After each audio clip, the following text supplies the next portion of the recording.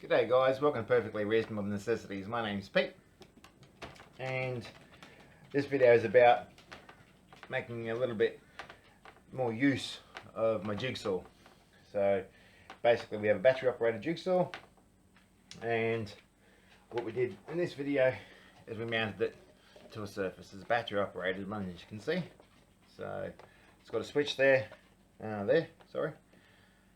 to hold it down. So basically, and it's engaged like that, it's like that. So and we put it, we can clamp it to things, we can do all sorts of stuff. So we hope you like this one. It's a very quick hour build, and I'll show you how I do it.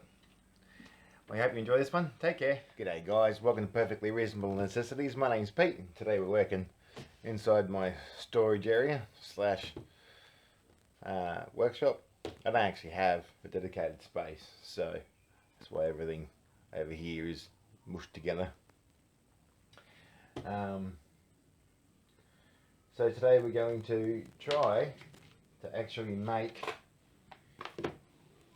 my jigsaw into a table saw. So, because I don't have a bandsaw, so we're keeping with the whole trying to make my own machinery. So what I've done is taken off my base plate.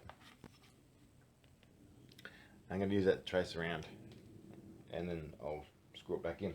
The whole idea of it is to actually hold it in there via friction. That way I can actually take it out and put it in as much as I want, and the battery slides up that way. So, which means when I've actually got it engaged, it'll clear all that sort of stuff.